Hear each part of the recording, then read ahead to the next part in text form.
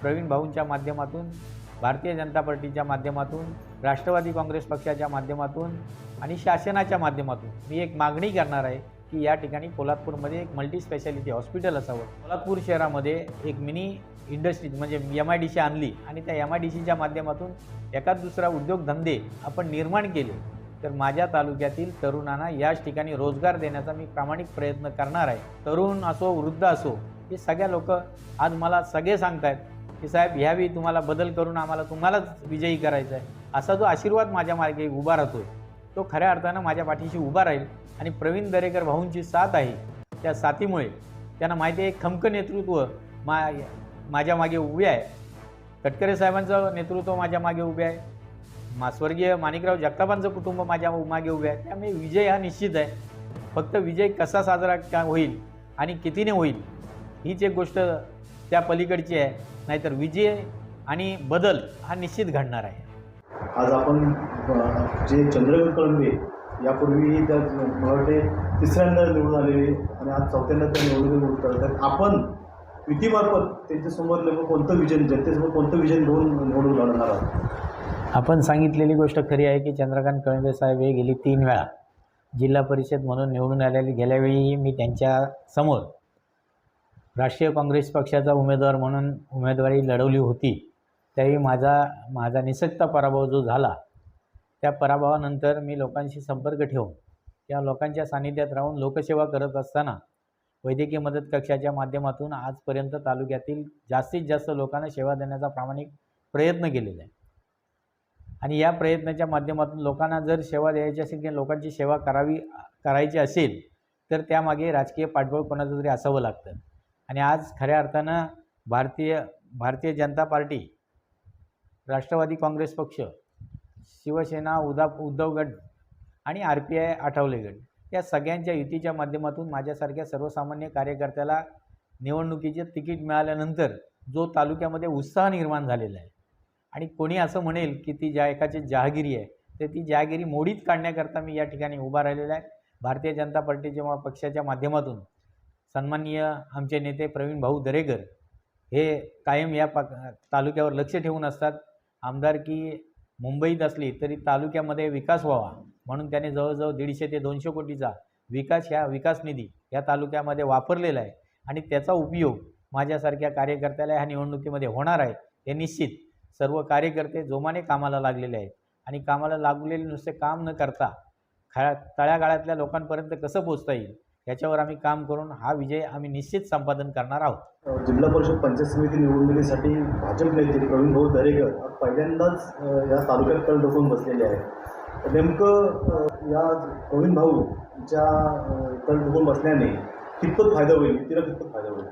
निश्चितच फायदा होईल।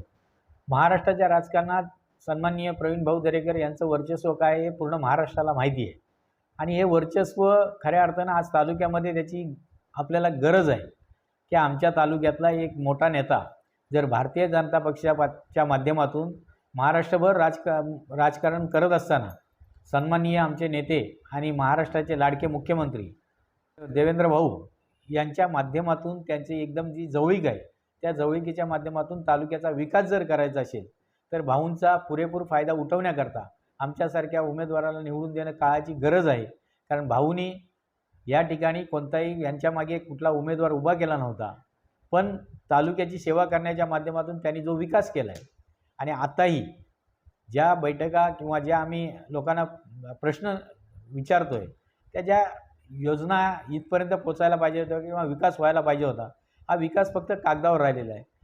सन्माननीय आमदार आणि नामदार भरतशेठ गोगावले यांच्या माध्यमातून जो विकास झालेला आहे तो आम्ही नाकारता येणार नाही। युतीच्या माध्यमातून सन्माननीय भरतशेठ गोगावले यांनी चांगला विकास केलेला आहे, पण खऱ्या अर्थानं जी निवडणूक आहे ती जिल्हा परिषदेची आहे। जिल्हा परिषदेचा फंड जो येतो त्या जिल्हा परिषदेच्या फंडाच्या माध्यमातून या ठिकाणी कोणता विकास झाला आहे किंवा कोणती कामं झालेली आहेत ही जर कागदावर काढली आणि आम्हाला दाखवली तर आम्ही निश्चित त्यांचं स्वागत करू।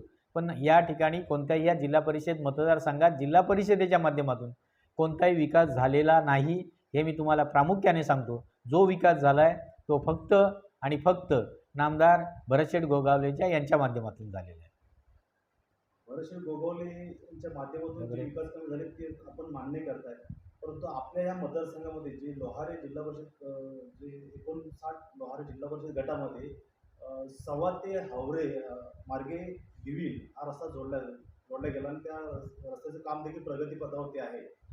एकंदरीत या जो भाग तिकडचा जो होता गेल्या अनेक वर्षापासून वंचित होता या तालुक्याला आणि तो आज जोडण्याचं काम ह्या चंद्रकांत कळंबेंच्या माध्यमातून झालंय. तर आपण यावर काय सांगाल?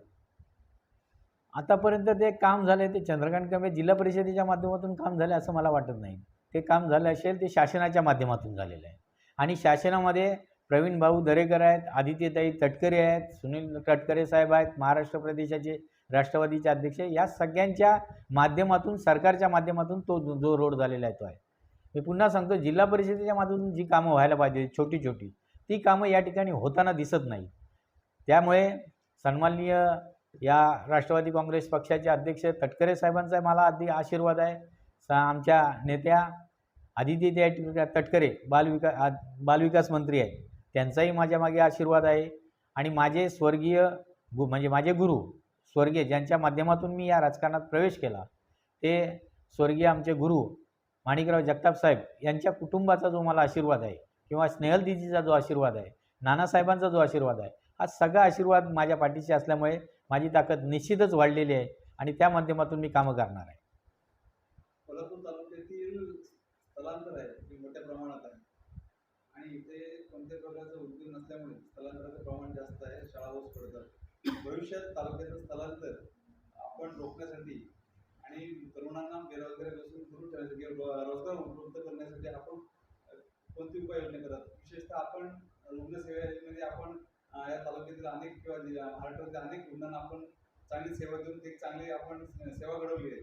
या दरम्यान आपण या तालुक्याला विकासापासून एक हाय प्रोफाईल विकास कसं करणार यावर तुम्ही आपले म्हणत होते. विकास खऱ्या अर्थानं विकास रस्ते झाले, पाणी झालं किंवा मंडपं झाली म्हणजे विकास होत नाही. आज आपल्या पोलादपूर तालुका हा जो मागासलेला आहे, गेले अनेक वर्षे तो कलंक लागलेला आपल्या तालुक्याला, तो पुसून काढण्याची खऱ्या अर्थानं गरज आहे. आपण विचारलेल्या प्रश्नाप्रमाणे जो स्थलांतरिताचा प्रश्न आहे, म्हणजे आज आपल्या तालुक्यातील जे विद्यार्थी शिकलेले असतात ते शिकलेले विद्यार्थी मुंबई आणि पुण्यासारख्या शहरामध्ये जावे लागतं नोकरी धंद्यासाठी. आणि आज तालुक्यामध्ये घरं चांगली बांधलेली आहेत पण त्यामध्ये राहायला माणसं नाही आहेत. फक्त म्हातारी त्या घरामध्ये राहतात आणि तरुण सगळे मुंबई किंवा पुण्यासारख्या शहरात असतात. जर आपण इथे पोलादपूर शहरामध्ये एक मिनी इंडस्ट्री म्हणजे MIDC आणली आणि त्या MIDCच्या माध्यमातून एखाद दुसरा उद्योगधंदे आपण निर्माण केले तर माझ्या तालुक्यातील तरुणांना याच ठिकाणी रोजगार देण्याचा मी प्रामाणिक प्रयत्न करणार आहे. आणि तो सन्माननीय नेते प्रवीण भाऊ दरेकर, आदित्यताई तटकरे, सुनील तटकरे या सगळ्यांच्या माध्यमातून शासनाकडे त्याचा पाठपुरावा करून माझ्या तालुक्यातील बेरोजगारांना रोजगार कसा मिळेल, त्या संधी कशा या माध्यमातून उपलब्ध होतील, मिनी इंडस्ट्रियल कशी या ठिकाणी येईल याच्यावर मी काम करणार आहे. दुसरा प्रश्न शाळेचा जो आहे, आज पाहिलं तर शाळा आपल्याकडे बंद पडत चाललेल्या आहेत. त्या प्रत्येक शाळेमध्ये हा पट 5 ते 6 इतका जास्तीत जास्त पट आहे. या शाळा बंद पाडण्यामागचं खरं कारण म्हणजे बेरोजगारी आहे किंवा जी रोजगार ह्या ठिकाणी उपलब्ध व्हायला पाहिजे होते ते रोजगार उपलब्ध न झाल्यामुळे बहुतेक लोकांना मुंबई शहरासारखे जावं लागतं आणि या शाळा ओस पडलेल्या आहेत. तर त्याच्यावर प्रामाणिक जर उद्योगधंदे या ठिकाणी आपण उपलब्ध केले, शाळा चांगल्या नीटनेटक्या केल्या, शाळा डिजिटल केल्या, शाळेचा उच्च दर्जा दिला शाळांना आणि शिक्षण चांगल्या पद्धतीनं झालं तर या ठिकाणी आपली जी मुंबई आणि पुण्यामध्ये मुलं जी गेलेली आहेत त्यांना नोकरी धंदा मिळाला, ती मुलं या ठिकाणी येतील आणि तालुक्यातील माझी घरं बंद पडली आहेत त्या घरातील गावाला चालना मिळेल. तालुक्यातील आरोग्य सेवा जवळजवळ कोलमडलेली आहे. कोणत्या प्रकारचं मल्टी स्पेशालिटी हॉस्पिटल आपल्या या महाकोल्हापूर मतदारसंघामध्ये नाही. अनेकांना पूर्ण उपचारासाठी मुंबई पुण्यासारख्या ठिकाणी जावं लागतं. भविष्यात आपण निवडणूक लढवत आहे की ह्या आरोग्याबाबत आपलं काय विजन असेल? माझं विजन मी विजन म्हणजे असं सांगितलं आहे की मला या ठिकाणी एक मल्टी स्पेशालिटी हॉस्पिटल उभं करायचं आहे. ते एवढ्याकरता आज आपला जो मुंबई गोवा हायवे आहे, या मुंबई गोवा हायवेमध्ये जे ॲक्सिडेंट्स होत आहेत, खास करून MIDCमध्ये जाणाऱ्या तरुणांच्या बाईकची जे ॲक्सिडेंट होऊन मुलं जात आहेत, ती खरी गरज आहे की ते उपचार मिळत नाही. जे सरकारी दवाखाना आहे त्या सरकारी दवाखान्यामध्ये चांगल्या प्रकारच्या सुविधा नाही आहेत आणि या सुविधा नसल्यामुळे एखादा ॲक्सिडेंट झालं किंवा एखादा माणूस आजारी पडला तर त्याला महाड किंवा मुंबईमध्ये नेल्याशिवाय गत्यंतर नाही. मग महाड मुंबई पोलादपूरमधून मुंबईला जाण्यापर्यंत किंवा पुण्याला जाईपर्यंत 4 ते 5 तास लागतात आणि या 4-5 तासात त्या मुलांचा किंवा त्या रुग्णाचा अंत होतो आणि मग ती जी त्या घरावर कुटुंबावर जो शोककळा पसरते ती शोककळा पसरू नये किंवा त्यांना ताबडतोब उपचार मिळावे याकरता प्रवीण भाऊंच्या माध्यमातून, भारतीय जनता पार्टीच्या माध्यमातून, राष्ट्रवादी काँग्रेस पक्षाच्या माध्यमातून आणि शासनाच्या माध्यमातून मी एक मागणी करणार आहे की या ठिकाणी पोलादपूरमध्ये एक मल्टी स्पेशालिटी हॉस्पिटल असावं.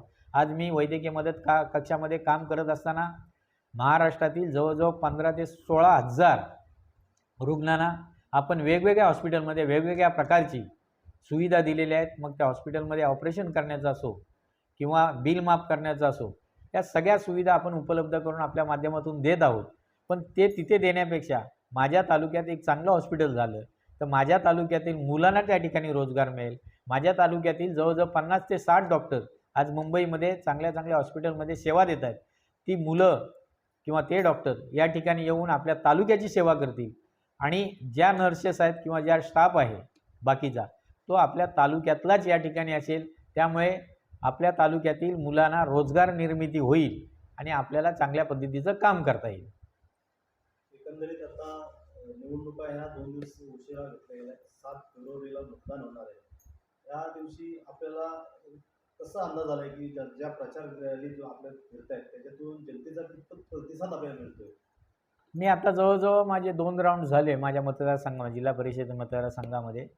लोकांच्या मनामध्ये किंवा तरुणांच्या मनामध्ये एक असा विश्वास निर्माण झालेला आहे माझ्याबद्दल की हा माणूस काहीतरी करू शकतो आणि हा विश्वास ह्याच माध्यमातून माझ्यावर निर्माण झालेला आहे की जी मी सेवा करतो आहे लोकांची किंवा वैद्यकीय क्षेत्रामध्ये काम करतो आहे. त्या वैद्यकीय क्षेत्रामध्ये काम करत असताना तरुणाने टाकलेला माझ्यावरचा विश्वास आणि प्रवीण भाऊंची असलेली साथ, त्यांना सगळ्यांना असं वाटतं की प्रवीण भाऊंच्या साथीमुळे आज आपण आपल्या तालुक्याचा विकास करू शकतो. तालुक्यातील चांगली लोक त्या माध्यमातून माझ्याजवळ जोडलेली जात आहेत. तरुण असो वृद्ध असो हे सगळ्या लोक आज मला सगळे सांगत आहेत की साहेब ह्यावेळी तुम्हाला बदल करून आम्हाला तुम्हालाच विजयी करायचं आहे. असा जो आशीर्वाद माझ्या मार्गे उभा राहतो आहे तो खऱ्या अर्थानं माझ्या पाठीशी उभा राहील आणि प्रवीण दरेकर भाऊंची साथ आहे. त्या साथीमुळे त्यांना माहिती आहे खमकं नेतृत्व माझ्या मागे उभे आहे. तटकरे साहेबांचं नेतृत्व माझ्या मागे उभे आहे. स्वर्गीय माणिकराव जगतापांचं कुटुंब माझ्या मागे उभे आहे. त्यामुळे विजय हा निश्चित आहे. फक्त विजय कसा साजरा होईल आणि कितीने होईल हीच एक गोष्ट त्या पलीकडची आहे. नाहीतर विजय आणि बदल हा निश्चित घडणार आहे.